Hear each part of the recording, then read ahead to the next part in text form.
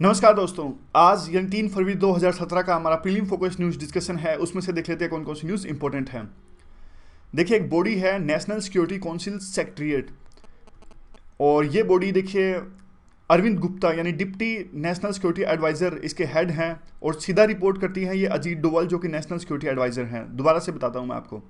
National security council secretariat ये जो body है, ये इसके जो हेड होते हैं वो डिप्टी नेशनल सिक्योरिटी एडवाइज़र जिसका नाम है अरविंद गुप्ता, और ये बॉडी डायरेक्टली रिपोर्ट करती है किसको? अजीत डोवाल को, जो कि है हमारे नेशनल सिक्योरिटी एडवाइज़र। तो आज सुर्खियों में है ये बॉडी। क्यों? क्योंकि इस बजट में इस बॉडी का जो बजट है वो 33 करोड़ से 10 गुना बढ़ाकर 333 करोड़ कर दिया गया है। तो इस प्रकार की जो बॉडीज़ होती हैं हमें इनके बारे में हमेशा अवेयर रहने की आवश्यकता है। और ये बॉडी एडवाइस करती है हमारे प्राइम मिनिस्टर को सारे सिक्योरिटी रिलेटेड इश्यूज़ पर। ये देखिए एडवाइजरी ग्रुप है और एडवाइस करती है, और काफ़ी इसमें एक्सपर्ट्स होते हैं, सिक्योरिटी रिलेटेड मुद्दों पर इसमें एक्सपर्ट्स होते हैं। और इस पर रिस्पॉन्सिबिलिटी है कि हमारे प्रधानमंत्री को स्ट्रेटेजिक और सिक्योरिटी इश्यूज़ पर राय दी जाए सभी मुद्दों पर, चाहे वो डोमेस्टिक इशू से रिलेटेड हो या फिर इंटरनेशनल वो इशू हो। इसमें तमाम तरह के जो एक्सपर्ट्स हैं वो शामिल होते हैं, जैसे कि एकेडमिक फील्ड से या फिर एमिनेंट प्रोफेशनल्स। ये शुरू में बनाई गई थी ब्रजेश मिश्रा। ब्रजेश मिश्रा थे national security adviser Vajpayee ji की गवर्नमेंट में, जब एनडीए फर्स्ट थी 1998 में ये बनाई गई थी।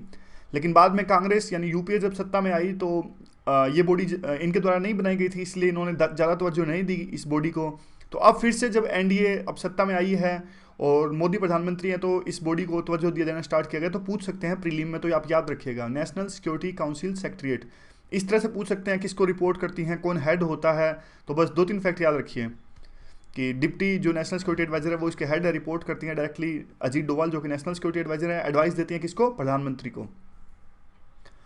33% आरक्षण दिया गया नागालैंड में महिलाओं को, और यह बात अच्छी नहीं लगी वहाँ के ट्राइबल ग्रुप्स को। तो इसका विरोध करते हुए वहाँ पे वायलेंस स्टार्ट हो गया, और जो ट्राइबल ग्रुप्स हैं उन्होंने वहाँ के जो बिल्डिंग्स हैं, जैसे ट्रांसपोर्ट ऑफिस की बिल्डिंग है या फिर एक्साइज डिपार्टमेंट की बिल्डिंग है, यहाँ पर आग लगा दी। और वो अपने चीफ मिनिस्टर जिनका नाम है मिस्टर जेलियांग, इनका इस्तीफ़ा की मांग कर रहे हैं कि आपने राजनीति खेल रहे हो, आप जो लोकल बॉडीज़ हैं यानी जो अर्बन लोकल बॉडीज़ है उसमें आपने महिलाओं को आरक्षण क्यों दिया? क्योंकि देखिए ये जो ट्राइबल ग्रुप्स हैं इनकी अलग से कन्वेंशंस हैं, आरक्षण वगैरह की जो नीतियां हैं, और भी काफ़ी इश्यूज़ हैं जो इनको नहीं रास आते, इसी वजह से वो प्रोटेस्ट करते हैं। काफ़ी वायलेंस होता है नॉर्थ ईस्ट में।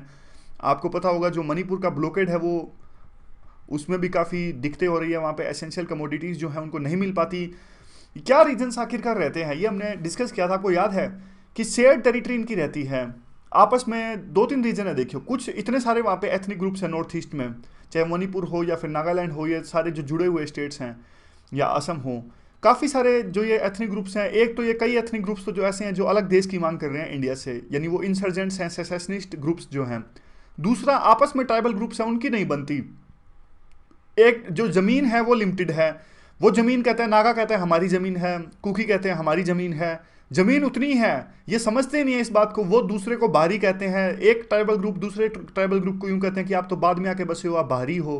तो ज़मीन को लेकर लड़ाई है, मातृभूमि को लेकर लड़ाई है वहाँ पे, लेकिन शेयर्ड टेरिटरी है। सच्चाई तो ये है उन सब की जो वो है डेस्टिनी है वो शेयर्ड है, आपस में मिलकर रहना चाहिए। लेकिन कुछ भी मान लीजिए, कुछ लोग मान लीजिए, पॉलिटिशियन मान लीजिए, आपस में इनको भड़काते हैं। अब देखिए मैं आपको बताता हूँ, नागालैंड से रिलेटेड इशू नहीं है, थोड़ा अलग है।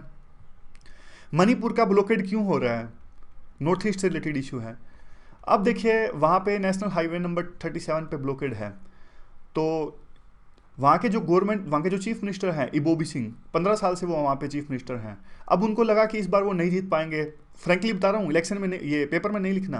अब उनको लगा कि नहीं जीत पाएंगे, तो उन्होंने क्या किया, उन्होंने अलग से 7 नए डिस्ट्रिक्ट्स की घोषणा कर दी कुकी के लिए, कुकी जो ट्राइबल ग्रुप है।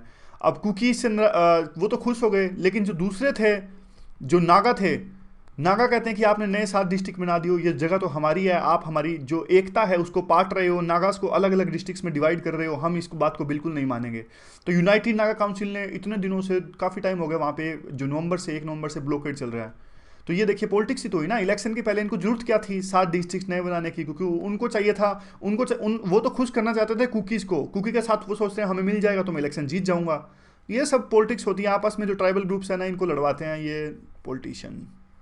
चलिए, मतलब 4-5 जो अगर नॉर्थ ईस्ट पे क्वेश्चन आए ना, हमेशा 4-5 चीज़ें आप याद रखिएगा।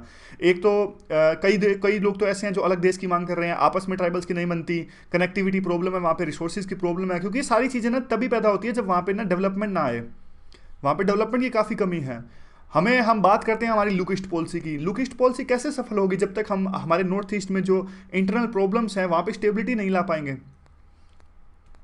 अब क्या है, आंध्र प्रदेश ने एक नए बिल लाने पे काम कर रहे हैं, डीएनए टैगिंग होगी कन्विक्ट्स की, यानी जिनको दोषी ठहराया जाता है कानून के द्वारा में, उनकी Andhra Pradesh government DNA tag करेगा, यानी उनका डीएनए लेके फिर बाद में अगर कोई क्राइम करते हैं तो मैच करेगा। तो इस प्रकार से हर एक जो कन्विक्ट है उसका डीएनए लिया जाएगा। देखिए, इस प्रकार का बिल सेंट्रल गवर्नमेंट भी लेके आई थी 2012 में कि डीएनए प्रोफाइलिंग करेंगे वो, जिसका नाम था central human DNA profiling bill 2015।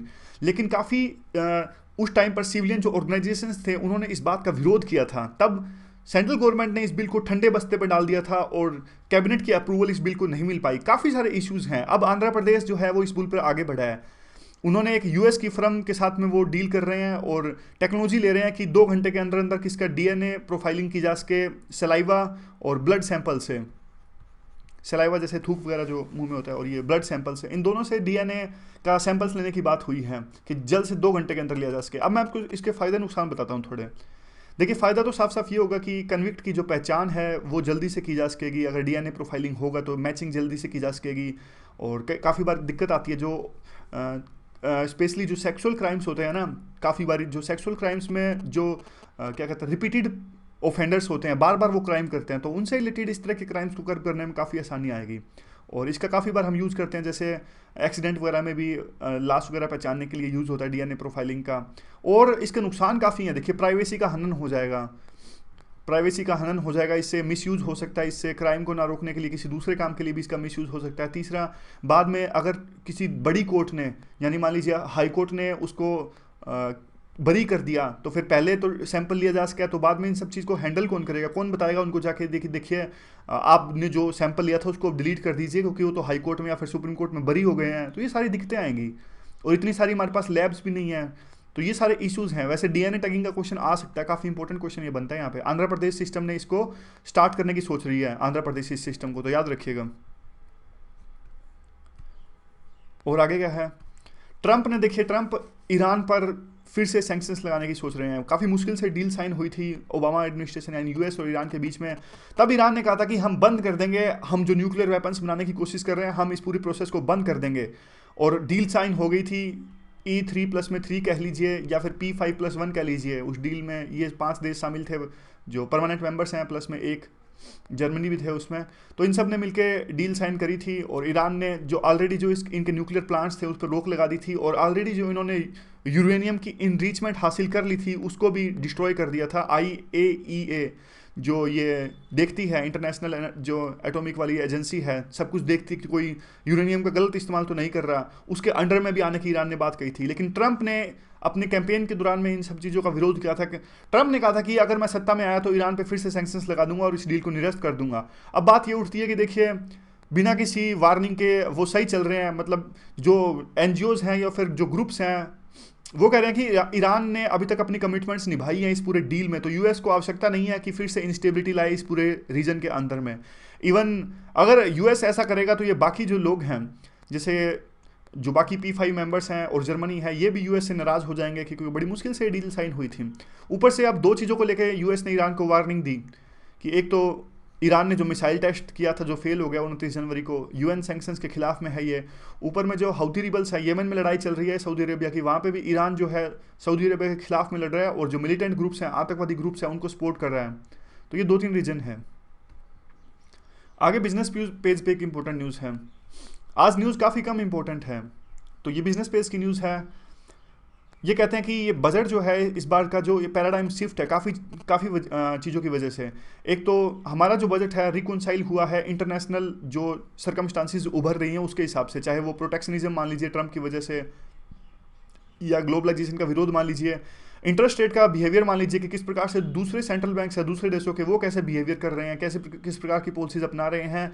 कुल मिला के हमारा बजट जो है मैक्रो इकोनॉमिक स्टेबिलिटी की तरफ ज़्यादा था, क्योंकि जो एनके सिंह की रिपोर्ट आई थी, आपको पता है एफआरबीएम एक्ट पे कल हमने डिस्कस किया था, उसने गवर्नमेंट को कहा था कि आप एस्केप रूट अपना लीजिए 0.5% का, यानी अगर आपको लगता है कि आपको पैसे की जरूरत है तो फिजिकल डेफिसिट आप ज़्यादा भी रख सकते हो इस एक्ट के अंतर्गत में, लेकिन नहीं रखा। जो जेटली जी हैं उन्होंने इसका जो यूज नहीं किया और उन्होंने अपना फिजिकल डेफिसिट रखा वो 3.2% ही रखा। वो चाहते तो ज़्यादा रख सकते थे, लेकिन उन्होंने कहा नहीं, स्टेबिलिटी की ज़्यादा जरूरत है हमारी इकोनॉमी को, इसलिए तो वो कह रहे हैं कि पैराडाइम शिफ्ट हुआ है इस बार, कि ईज ऑफ डूइंग बिजनेस के लिए अच्छा है और पब्लिक आउटले को इन्हेंस कर दिया गया है। कल हमने डिस्कस किया था, कैपिटल एक्सपेंडिचर को 25% बढ़ाया गया है इस बजट में, और रेगुलेटरी फ्रेमवर्क को अच्छा किया गया है, ईज ऑफ डूइंग बिजनेस अच्छा हुआ इससे। कुल मिला के ये बजट जो है कॉर्पोरेट सेक्टर के लिए भी अच्छा था। जो छोटे कॉर्पोरेट यानी जो स्मॉल एंड मीडियम एंटरप्राइजेस थी उनके लिए टैक्स कम कर दिया था इस बजट में, और एग्रीकल्चर क्रेडिट को बढ़ाया है, crop insurance, rural skill development, ये सारी चीज़ें अच्छी हुई, और मैक्रो इकोनॉमिक स्टेबिलिटी भी अच्छा हुआ। उसके बाद में 2-3 चीज़ें और भी हैं इस बजट में। फिजिकल कंसोलिडेशन पे ध्यान दिया गया, यानी फिजिकल डेफिसिट को ना बढ़ा के गवर्नमेंट ने टैक्स रेवेन्यू बढ़ाने की बात करी, इससे फिजिकल कंसोलिडेशन होगा, और फिजिकल डेफिसिट को नहीं बढ़ाया। ऐसे गवर्नमेंट स्टेप उठा रही है जिससे फिजिकल डेफिसिट ना बढ़े। और गवर्नमेंट ने इस बात पे किस पे फोकस किया, डेट पे ज़्यादा फोकस किया, फिजिकल डेफिसिट पे नहीं। डेट मतलब जो उधारी ऑलरेडी गवर्नमेंट को है, जो उधारी है और जिसका इंटरेस्ट पे करने में गवर्नमेंट को काफ़ी खर्चा हो जाता है, तो इस डेट को कम करने के लिए गवर्नमेंट ने एफर्ट्स लगाए इस पूरे बजट में। देखिए जो बॉडी है ना, एफआरबीएम जो एक्ट होता है, उसका काम ही ये है कि गवर्नमेंट को रोके कि गवर्नमेंट ज़्यादा खर्चा ना करे और एक विद इन द लिमिट्स करे खर्चा जो भी करे। तो अंबेडकर ने कॉन्स्टिट्यूशन असेंबली की जो डिबेट थी, अंबेडकर ने उस टाइम पे कहा था कि अंबेडकर ने कहा था कि मैं उम्मीद करता हूं कि आने वाले टाइम में पार्लियामेंट एक ऐसा एक्ट पास करेगा जिससे वो सेंट्रल गवर्नमेंट को लिमिट करेगा कि वो एक लेवल के बाद में अंधाधुंध खर्चा ना करे, और इससे हमारी जो इकोनॉमी है वो ध्वस्त ना हो जाए। इस तरह की बात अंबेडकर ने कही थी। फिर ये इस कमेटी ने भी माना है, एनके सिंह की अध्यक्षता में अभी एफआरबीएम एक्ट पे कमेटी बनी थी, इन्होंने भी माना है कि जो हमारे पे जो है कर्जा है वो बहुत ज़्यादा है। डेट टू जीडीपी रेशो, यानी अगर मान लीजिए हमारी जीडीपी है 100 ट्रिलियन की, इतने तो कभी भी ना हो ऐसे, मतलब कहने के लिए है 100 ट्रिलियन की, तो हमारी इकोनॉमी 2 ट्रिलियन के आसपास की है, थोड़ी कम। तो देखिए 100 ट्रिलियन की है मान लीजिए, तो उस पे से हमारे पास 70 ट्रिलियन का तो कर्जा है हमारे पे, 70% है डेट टू जीडीपी हमारी जो है।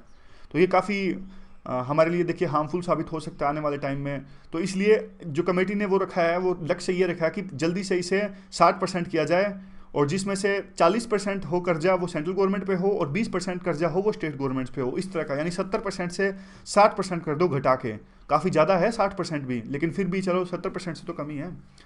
फिजिकल डेफिसिट देखिए एक अच्छा इंस्ट्रूमेंट है इसको कम करने के लिए, यानी डेट टू जीडीपी रेशो है इसको ऑप्टिमल करने के लिए। और ये वही बात, सेम बात की इन्होंने अपर सीलिंग रखी थी 0.5% की, लेकिन फिर भी यूज़ नहीं किया, 3.2% ही रखा जेटली जी ने, और इसको 3% रखते तो और भी ज़्यादा अच्छा होता, क्योंकि ये ऑप्टिमम लेवल है इतना फिजिकल डेफिसिट, एफआरबीएम एक्ट यही कहता है। तो ये पूरा आर्टिकल था। आगे पीआईबी के न्यूज़ है, देखिए नीति आयोग और department of industrial policy and promotion इन, और एक तीसरी ये भी है कॉन्फेडरेशन ऑफ इंडियन इंडस्ट्री यानी सीआईई, ये बिजनेस ग्रुप है, यानी प्रेशर ग्रुप है और बिजनेस का है ये नीति आयोग। इन तीनों ने मिलकर देखिए एक नया इंडेक्स बनाया है, इंडिया इनोवेशन इंडेक्स। तो काफ़ी इंपॉर्टेंट है, इसे याद रखिएगा। ये India innovation index global parameters पे इन्होंने बनाया, लेकिन इंडिया का ये होगा, और डेटा कैप्चर करेगा ये सारे इंडियन स्टेट से इनोवेशन, और रेगुलरली अपडेट करेगा इसे रियल टाइम में। देखिए जो इंडिया का इनोवेशन इंडेक्स फ्रेमवर्क है, इसको स्ट्रक्चर किया जाएगा ग्लोबल इनोवेशन इंडेक्स इंडिकेटर्स पे, क्योंकि हम काफ़ी बार आरोप लगाते हैं कि हमारे साथ ये बाइसिंग रखते हैं जो बाहर के यानी बड़े जो इंडेक्स हैं ये, और सही पिक्चर इंडिया की नहीं दिखाते। हमने यूनिवर्सिटीज़ की परफॉर्मेंस को मेजर करने के लिए भी अपना इंडेक्स बनाया था, आपको याद होगा। तो ये देखिए पॉइंट ऑफ रेफरेंस है सभी इंटरनेशनल एजेंसीज़ के लिए कि हमारे इंडिया से एक डेटा कलेक्ट कीजिए और उसके बाद आप अपना डिसीजन लीजिए। तो एक दो ये करेगा, इंटीग्रेट भी करेगा सारे डेटा को, ताकि जो बड़े इंस्टीट्यूशन है वर्ल्ड लेवल पे वो हमारे डेटा पे डिसीजन ले सकें कुछ। तो आगे ये है national capital region transport and cooperation का लोगो और टैगलाइन जारी हुआ है। तो ज़्यादा इंपॉर्टेंट तो नहीं है, क्वेश्चन उल्टा आ सकता है। क्वेश्चन इस प्रकार से आता है कि गति से प्रगति क्या है। तो गति से प्रगति एक प्रकार की टैगलाइन है, और इनकी है हमारे नेशनल कैपिटल रीजन की जो ट्रांसपोर्ट कॉरपोरेशन है उसका। और ये हम पॉइंट यूज कर सकते हैं, mygov.com पे काफ़ी सजेशंस मांगे गए थे इसके लिए, और इसके बेस पे ये लोगो और टैगलाइन डिसाइड की गई है। पीआईबी की अगली न्यूज़ क्या है, देखिए प्रधानमंत्री awards for excellence in public administration, ये एक्नोलेज करेंगे और रिकोगनाइज करेंगे जो डिस्ट्रिक्ट लेवल पे, यानी डिस्ट्रिक्ट लेवल पे या डिस्ट्रिक्ट लेवल पे कुछ ऑर्गेनाइजेशन या फिर सरकार जो भी है डीसी वगैरह, जो एक तरह से बहुत ज़बरदस्त अपनी एक्सीलेंस दिखाते हैं गवर्नेंस में, उनके लिए अवार्ड्स हैं। मतलब पर्टिकुलरली डीसी वगैरह के लिए नहीं है, कोई भी रीजनल ऑर्गेनाइजेशन हो सकती है।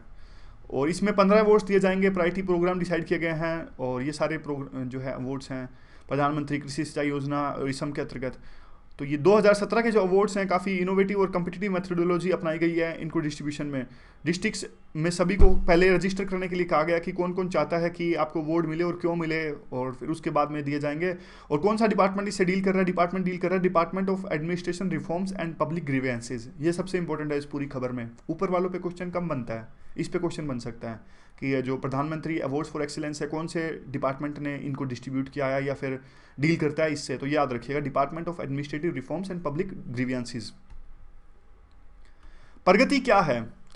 प्रगति देखिए एक तरह से proactive governance and timely implementation. ये एक ऐसा आप टूल है कि आपने देखा होगा कि मोदी कई बार एक स्क्रीन के आगे बैठे होते हैं, यानी कॉन्फ्रेंसिंग होती है, जो सेक्रेटरीज हैं उनसे डायरेक्ट बातचीत होती है। डायरेक्ट बातचीत में मोदी उनसे पूछते हैं, हमारे प्राइम मिनिस्टर, की आप बताइए कि क्या किस तरह की समस्याएं आ रही हैं इंफ्रास्ट्रक्चर प्रोजेक्ट्स में। डायरेक्ट बातचीत यानी बिल्कुल संवाद स्थापित करना, जो बिल्कुल जो हेड्स हैं, सेक्रेटरीज है डिफरेंट मिनिस्ट्रीज के। तो यहाँ पे देखिए ये एक प्रोवाइड करता है, मीटिंग होती है प्राइम मिनिस्टर और जो सेक्रेटरीज की, एक रोबस्ट प्लेटफॉर्म है समझने के लिए कि क्या बोटलनेक्स एक्चुअली ग्राउंड पर आ रही हैं, ताकि उनको दूर किया जा सके। और सच रिव्यू मीटिंग्स काफ़ी टाइमली होती हैं। और ये सारी पब्लिक ग्रीवेंसेस के लिए भी इसे यूज किया जा सकता है। सिर्फ मोदी का तो मतलब एक एग्जांपल है, लोकल लेवल पे भी इसे यूज कर सकते हैं। तो ये अच्छा है, प्रगति पे क्वेश्चन बन सकता है। आगे जो है पीआईबी की न्यूज़ है, वर्ल्ड वेटलैंड डे 2 फरवरी को बनाया जाता है ये हर साल। और यहाँ पे देखिए इस दिन रामासर कन्वेंशन साइन हुई थी वेटलैंड्स के लिए, जो है 1971 में साइन हुई थी। तो ये रामासर है वो ईरान में है, तो याद रखिएगा ये एक बात। ये दूसरी बात ये है, इंडिया इसका पार्टिसिपेटरी बन गया था 1982 में, और हमने रामासर की जो अप्रोच है वो अपना ली थी अपने वेटलैंड्स के लिए। ये हम डिस्कस करेंगे जब रामासर कन्वेंशन हम एनवायरनमेंट की डिस्कस करेंगे। थीम क्या है इस बार वर्ल्ड वेटलैंड डे की? थीम है wetland for disaster risk reduction. तो ये थीम याद रखिएगा, wetlands for disaster risk reduction. आगे आज की स्कीम क्या है? आज की स्कीम है देखिए इंस्पायर स्कीम कौन सी मिनिस्ट्री द्वारा चलाई जाती है? साइंस एंड टेक मिनिस्ट्री द्वारा चलाई जाती है। 2008 में इसे स्टार्ट किया गया था। इंस्पायर की फुल फॉर्म है innovation in science pursuit for inspired research. तो इसमें करते क्या है, देखिए साइंस में जो टैलेंट है उसको अट्रैक्टिव बनाने के लिए, और जो शुरू से ही जो यूथ में टैलेंट है उसको रिकॉग्नाइज किया जाए और ज़्यादा रिफाइन किया जा सके, उसके लिए स्कीम है। तो परस्यूट ऑफ साइंस यानी साइंस के लिए इंटरेस्ट जगाती है ये स्कीम जो है, और बाद में टैलेंट को रिकॉग्नाइज करती है। ये देखिए attract talents toward science at an early age, शुरुआत के सालों में ही। तो बस वही बात कि साइंस के लिए जिस प्रकार से हमारा टैलेंट होना चाहिए, जो रेक्विसिट यानी जो जरूरी ह्यूमन रिसोर्स है उनको तैयार करती है ये पूरी स्कीम, और R&D पर उनको R&D फोकस्ड बनाती है, ताकि भविष्य में जाके वो रिसर्च पे ज़्यादा ध्यान दे सकें। और ये कम्पिटिटिव एग्जाम्स में बिलीव नहीं रखती, ये नहीं चाहती कि सिर्फ आप कम्पिटिटिव एग्जाम्स में रट्टा मार के मार्क्स ले आओ और उसके बेस पे ये नहीं बच्चों को सिलेक्ट करती। इनका क्राइटेरिया वह और है, इनोवेशन को कम्पिटिटिव एग्जाम्स पर जज ना करके किसी और क्राइटेरिया पर ये जज करते हैं कि ताकि बच्चे में कितना क्यूरियोसिटी है, कितना उसका IQ लेवल है, लेकिन वो मार्क्स के बेस पे नहीं, वो अपने ही कोई दूसरे हिसाब से। इनके 3 कंपोनेंट्स हैं इस पूरे स्कीम के। एक तो है अर्ली अट्रैक्शन, जिसमें है सीड्स नाम है, इसमें तो शुरू में कर लेते हैं सेकेंडरी स्कूल में। दूसरी है SHE, इसमें हायर एजुकेशन के लिए चलाई गई है ये। और तीसरा है वो assured opportunity for research, AORC। तो ये इतना डिटेल में तो मत जाइएगा, लेकिन बस यूँ याद रखिएगा 3 है इसके कंपोनेंट्स जो हैं इंस्पायर स्कीम के। सीड्स जो है सेकेंडरी के लिए, SHE हायर एजुकेशन के लिए, और एक AORC ये और ज़्यादा यानी रिसर्च कैरियर्स के लिए, फेलोशिप एंड फैकल्टी स्कीम है ये। तो 3 पार्ट्स हैं इसके। चलिए आगे अब है आज की environment organization. Convention to combat desertification 1995 में इसे पास किया गया था। UN कन्वेंशन है ये। अगर कोई पूछ ले कि जो कन्वेंशन है, जो convention to combat desertification, whether it is part of UN और not, yes definitely certainly it is the part of UN। ये देखिए अपने आप में पहली तरह की एक ऐसी कन्वेंशन है जो कि ड्रोट वगैरह से, सूखे से लड़ने के लिए चलाई गई थी। और ताकि देखिए किस लिए है, कई बार सूखा आता है डेवलपिंग कंट्रीज़ या फिर अफ्रीका जैसी कंट्रीज़ में, जो सब सहारन अफ्रीकन कंट्रीज़ है, वहाँ पे काफ़ी दिक्कतों का सामना करना है। तो ये ऐसी पॉलिसीज़ या फिर ऐसी मेजर्स लेती है ताकि ड्रोट ना आए। इसका हेडक्वार्टर है जर्मनी के अंदर में, बोन में। और एकमात्र एक ऐसी कन्वेंशन है जो कि एजेंडा 21 से निकली थी। एजेंडा 21 आपको पता है क्या? बताइए। हाँ बताइए। देखिए एजेंडा 21 है कि 21वीं शताब्दी इसका मतलब है। रियो समिट के दौरान में काफ़ी सारे जो है डिमांड्स, यानी काफ़ी सारे जो मुद्दों पर सहमति बनी थी कि हम सस्टेनेबल डेवलपमेंट पे फोकस करेंगे, ड्रोट्स से लड़ेंगे, और जो दूसरे देशों के रिसोर्सेज हैं उन पर उनकी सॉवरेनिटी बरकरार रहेगी। इस तरह की जो चीज़ें थी तो उस तरह की चीज़ें मानी गई थी एजेंडा 21 में, काफ़ी एजेंडा को माना गया था। तो उसके बाद में ये जो बॉडी है निकल के आई थी, यानी कन्वेंशन निकल के आई थी ड्रोट से लड़ने के लिए, सूखे वगैरह से लड़ने के लिए डेवलपिंग कंट्रीज में।